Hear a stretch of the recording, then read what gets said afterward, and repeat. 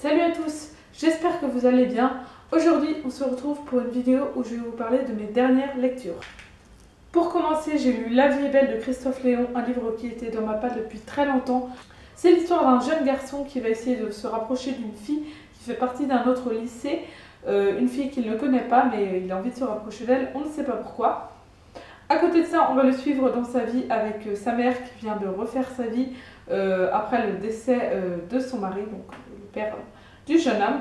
C'est un livre qui m'a bouleversée, je l'ai terminé en larmes, j'étais vraiment en train de pleurer. J'ai trouvé que c'était très émouvant, que le livre abordait un sujet très important, très grave et très actuel malheureusement.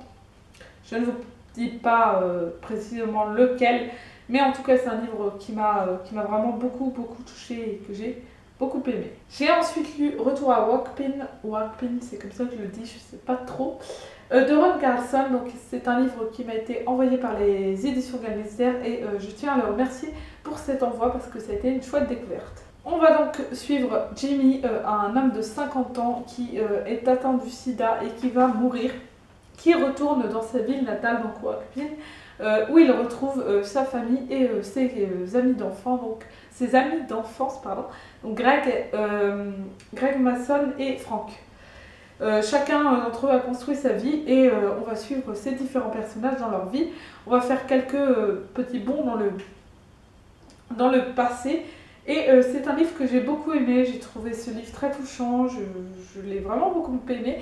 J'ai trouvé l'écriture très belle, c'est vraiment ça qui m'a plu. L'auteur a su me donner envie de continuer l'histoire.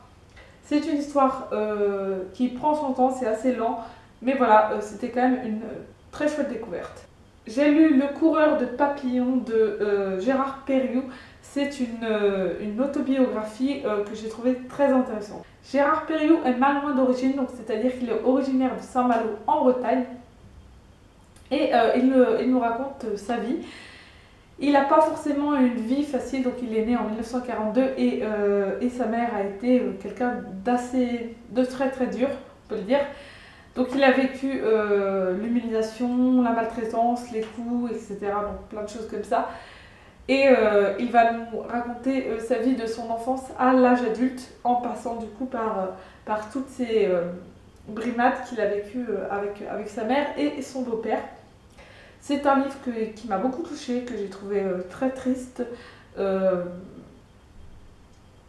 je l'ai trouvé très triste, surtout au début quand il est chez sa mère. Après quand il part, c'était moins triste. Mais en tout cas, ça fait toujours mal au cœur quand on lit une histoire comme ça et qu'on sait que c'est quelque chose qui s'est réellement passé. J'ai lu Je vais bien, ne t'en fais pas d'Olivier Adam et une fois n'est pas coutume, j'ai préféré le film. C'est l'histoire de Claire, une jeune femme qui sort tout juste des études et qui est devenue caissière dans un supermarché. Elle reçoit régulièrement des nouvelles de son frère Loïc qui est parti suite à une dispute avec leurs parents et son frère lui manque terriblement, voilà, elle a du mal à se construire et continuer. Sans lui, ce n'est pas facile pour elle. Donc voilà, grosso modo, le speech, on va la suivre du coup dans sa vie. Ça se lit très vite, c'est une écriture vraiment très simple.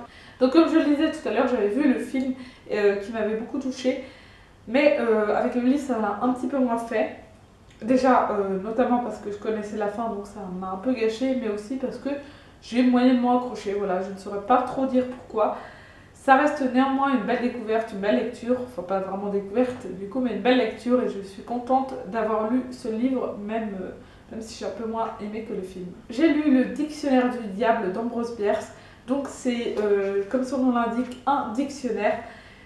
Et je l'ai lu en quelques jours, mais en prenant un petit peu mon temps quand même, en disant quelques définitions les unes après les autres, mais pas tout d'un coup non plus pour ne pas faire une overdose. En fait, c'est plein de petites définitions un peu cyniques, un peu ironiques, un peu humoristiques, écrites par Ambrose Bierce. Ça reste très actuel, même si ça a été écrit il y a très longtemps. Il y a des trucs qui sont toujours d'actualité. Je vais du coup vous lire une définition qui est écrite à l'arrière du livre. Dentiste. Prestidigitateur qui, en vous mettant du métal dans la bouche, extrait des pièces de monnaie de votre poche. Donc voilà, Ça vous donne une petite idée de ce que ça contient. Et j'ai trouvé ce livre vraiment très chouette. Ça faisait très longtemps qu'il était dans ma palle. Après, c'est pas vraiment un livre qui se lit, ça se feuillette plutôt. Moi, je vais le laisser dans les toilettes pour feuilleter de temps en temps des petites définitions.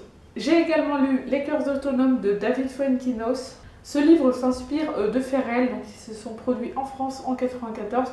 On va suivre deux amants qui sont révoltés et qui vont finir par commettre un drame. David Fuenquinos s'est inspiré de ce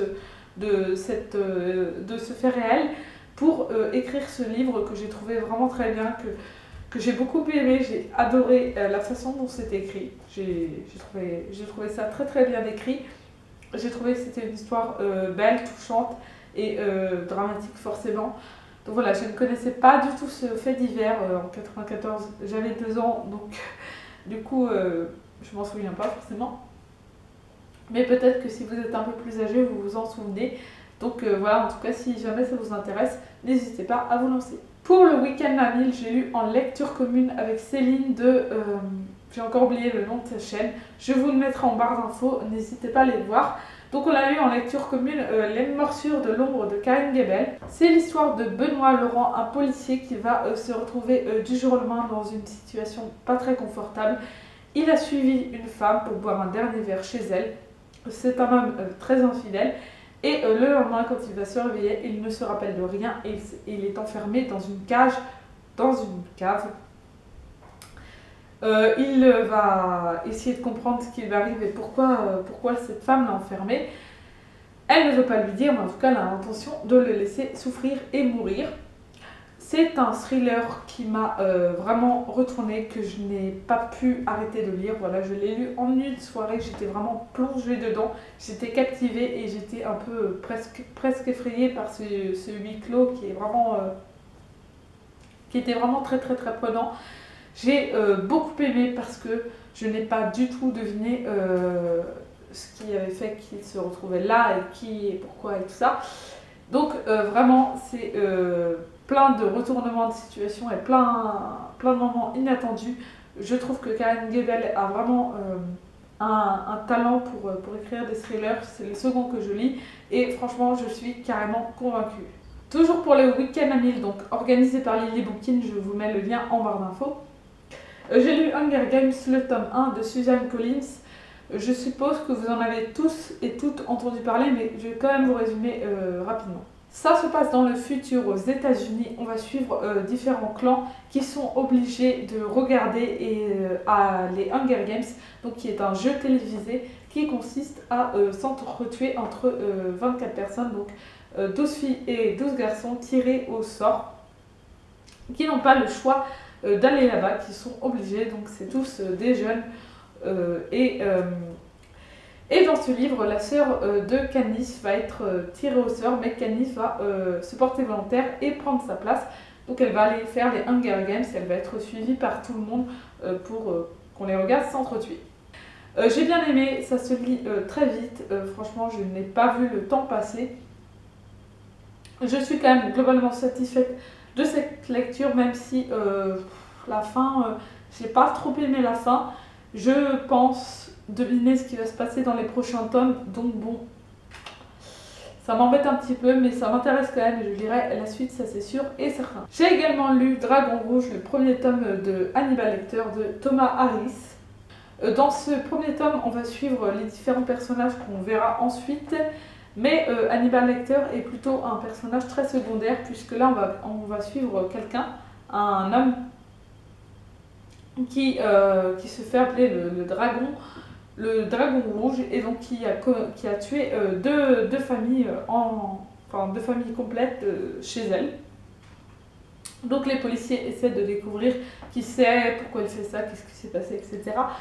Mais Hannibal Lecter a vraiment un rôle très secondaire.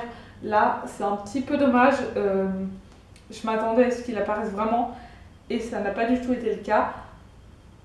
Du coup, j'ai été un petit peu déçue par ce premier tome. Je l'ai bien aimé, mais j'ai trouvé quand même ça lent. Je me suis un peu ennuyée à certains moments et surtout, je regrettais qu'Hannibal Lecter ne soit pas plus présent.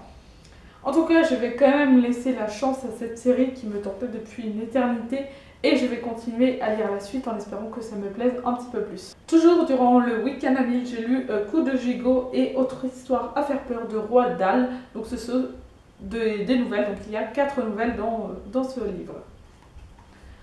Roald Dahl, c'est un auteur que j'adore, donc j'avais très envie de le relire. Ça faisait vraiment une éternité que j'avais pas lu Roald Dahl.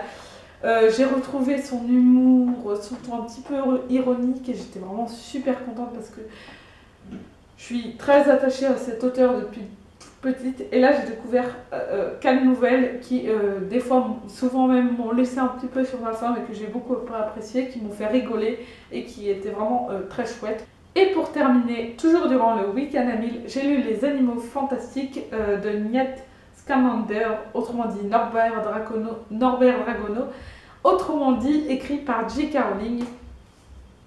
C'est un livre dans un livre un peu.